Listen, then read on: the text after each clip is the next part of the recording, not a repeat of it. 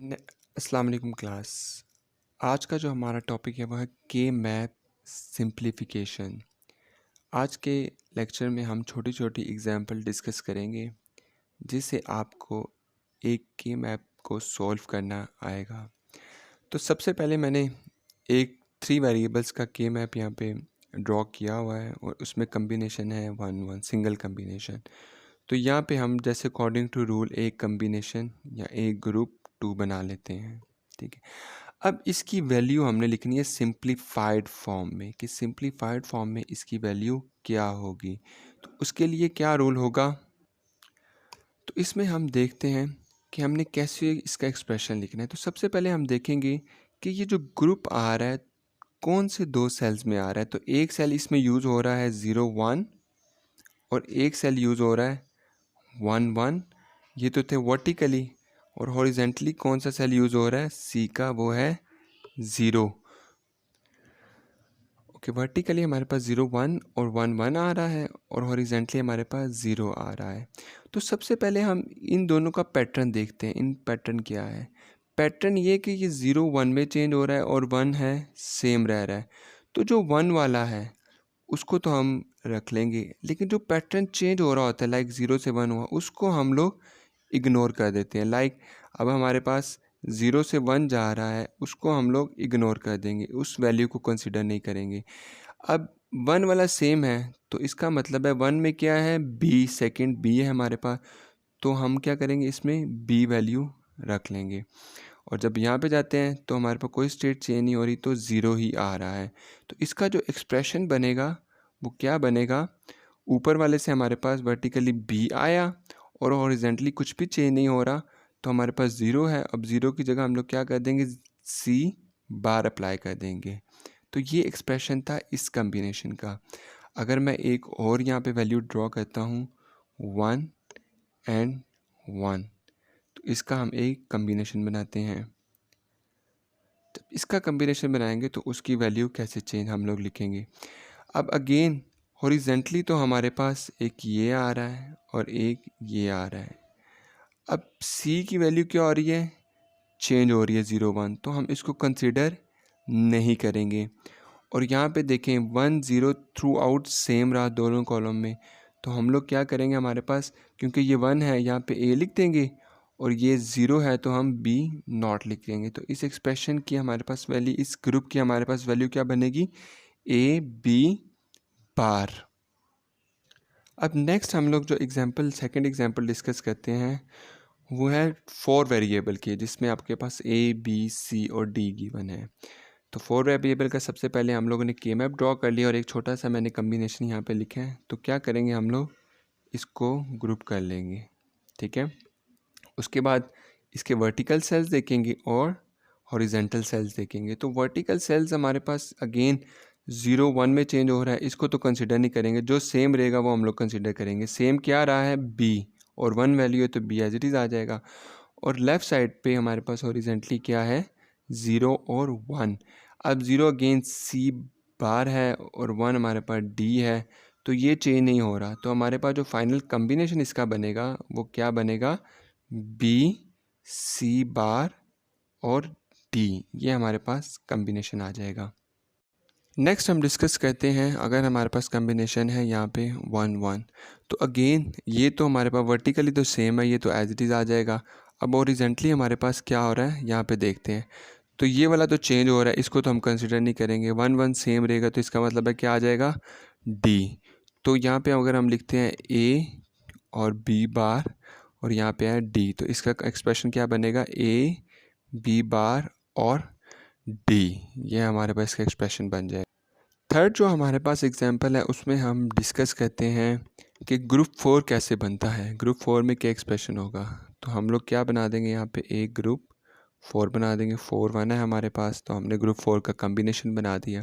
तो अगेन हम लोग लेफ़्ट साइड पे चेक करेंगे और हॉरिजेंटली और वर्टिकली चेक करेंगे। तो जब हम लोग हॉरिजेंटली देखते हैं तो 0 1 स्टेट चेंज हो रही है, तो इसका मतलब है C तो हमारे पास कंसीडर नहीं होगा। ऊपर चलते हैं, A को देखते हैं, A सेम रहा, इसको हम कंसीडर कर सकते हैं। और जो B है वो क्या हो रहा है, स्टेट चेंज हो रही है, इसको हम कंसीडर नहीं करेंगे। तो इसका मतलब है इस एक्सप्रेशन का आंसर जस्ट हमारे पास क्या होगा, ए बार, वो भी इस ज़ीरो की वजह से। नेक्स्ट हमारे पास 4 वेरिएबल की हम एग्जांपल डिस्कस करते हैं, जिसमें आपके पास ग्रुप 4 बनेगा। अगेन हम लोग डिस्कस करते हैं, ये कम्बिनेशन हमारे पास आ गया। तो इसका एक्सप्रेशन कैसे आएगा कि अगेन आप लोग हॉरिजेंटली और वर्टिकली मार्क कर लें अपनी आसानी के लिए। तो हॉरिजेंटली आपके पास जो हमारे पास जो गिवन है डी, तो हमारे पास चेंज हो रहा है, तो ये तो कंसिडर नहीं करेंगे। अब सी चेंज नहीं हो रहा, तो हम इसको कंसिडर करेंगे। तो ये हमारे पास आ जाएगा सी बार। तो हॉरिजेंटली तो हमारे पास सी बार आ गया। वर्टिकली देखते हैं, वर्टिकली देखें तो ये 1 है सेम, ये तो हो गया गेम से आउट। ये तो गेम पे इन होगा क्योंकि सेम है। तो जो दूसरा है हमारे पास 0 1, और ये क्या हो जाएगा, ये आउट हो जाएगा। तो ये हमारे पास क्या आ जाएगा, बी यहाँ से, और यहाँ से आ जाएगा सी बार। तो इसका जो फाइनल एक्सप्रेशन बनेगा वो हमारे पास क्या बनेगा, बी सी बार। तो ये देख रहे हैं आप लोग, हमने इस एक्सप्रेशन से बी सी बार बनाया।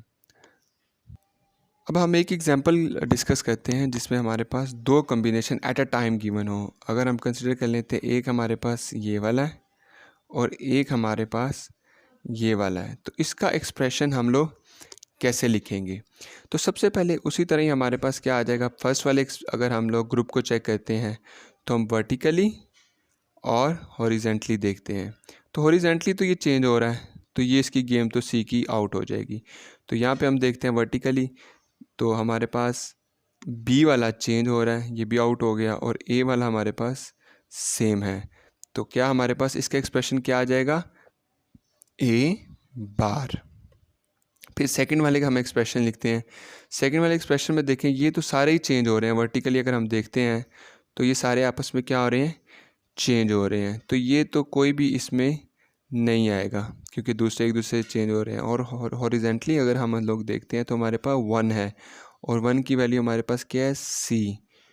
तो ये जो हमारा एक्सप्रेशन बना उसका आंसर हमारे पास क्या आ जाएगा, ए बार प्लस सी, ये इसका आंसर होगा। अब आप देख रहे हैं कितना बड़ा एक्सप्रेशन था और इसका आंसर क्या आ रहा है, just A bar plus C, simplified form में। नेक्स्ट एग्जांपल हमारी जो 6 है, इसमें 4 वेरिएबल की एग्जांपल मैंने कंसिडर की है। और इसमें अगेन आपके सामने ये हमने पहले एक काइंड ऑफ मैप बना दिया और सी डी यहाँ पर लिख दिया। तो ये आप क्या करेंगे, एक 4 का बना लें आप ग्रुप और एक 2 का ग्रुप बना लें, ठीक है। तो 4 के ग्रुप में आप लोग कैसे इसको एक्सप्रेशन को सॉल्व करेंगे, वर्टिकली, हॉरिजेंटली। तो जब हम हॉरिजेंटली देखते हैं कि हमारे पास क्या चेंज हो रहा है, तो ये तो हमारे पास सी चेंज हो रहा है, ये तो हो गया आउट, और सेम क्या रहा है, डी। तो हमारे पास क्या आ जाएगा, डी, यहाँ से डी आ जाएगा। और वर्टिकली हमारे पास क्या आएगा, ए चेंज हो रहा है, ये हमारे पास नहीं आएगा, और 1 सेम है, तो ये हमारे पास अवेलेबल होगा। तो यहाँ से सिर्फ क्या बचा, बी और डी बचा। तो इस एक्सप्रेशन से हमारे पास क्या आ गया, बी एंड डी, ये वैल्यू आ गई। फिर क्योंकि हमारे पास एक्सप्रेशन और है, हम लोग 1 1 उसको भी ऐड करना है। तो सेकेंड एक्सप्रेशन पे चलते हैं। तो 1 1 हमारे पास ग्रुप 2 है ये हमारे पास। तो हम लोग क्या करेंगे, इसमें हमारे पास आ जाएगा again horizontally and vertically. Vertically तो हमारे पास सेम है, तो वर्टिकली तो हम लोग इसको एज इट इज़ ही लिख देंगे। हॉरिजेंटली देखते हैं हमारे पास क्या चीज़ चेंज हो रही है, अगेन सी चेंज हो रहा है, ये आउट हो जाएगा, और डी इन है तो डी हमारे पास आ जाएगा। तो इसका जो फाइनल एक्सप्रेशन बनेगा वो क्या बनेगा, ए बी बार और डी, ये हमारे पास फाइनल एक्सप्रेशन आ जाएगा इसका। इसका सेकंड मेथड ये भी हो सकता था कि आप 4 का ग्रुप बना दें। तो अगर आप 4 का ग्रुप बनाते तो फिर क्या होना था हमारे पास, अगर हमारे पास यहाँ से तो आना था, डी ही बचना था हमारे पास, और यहाँ से देखें हमारे पास क्या बचना था, क्योंकि बी यहाँ से चेंज हो रहा है तो बी नहीं आना था, और ए सेम था तो हमारे पास ए आ जाना। तो सिंपल यहाँ से बी बार ख़त्म हो जाता। तो ये इसको मैं यहाँ पे रहने देता हूँ, और सेकंड इसकी रिड्यूस फर्दर क्या बनना था, B D plus A D. तो ये हमारे पास इसकी रिड्यूस फॉर्म, सिंप्लीफाइड फॉर्म आ जानी थी। अब ये तो था हमारे पास कि जब एक के मैप से हमने एक्सप्रेशन अपने किस तरह ड्राइव करने हैं। अब अपनी नेक्स्ट वीडियो में मैं आपको बताऊंगा जब आपको एक्सप्रेशन गिवन होगा तो एक्सप्रेशन को आपने कैसे के मैप में पुट करना है वैल्यू को, और वहाँ से यही रूल अप्लाई करते हुए हमने सिंप्लीफाइड फॉर्म गेट कर लेनी है बूलियन एक्सप्रेशन की।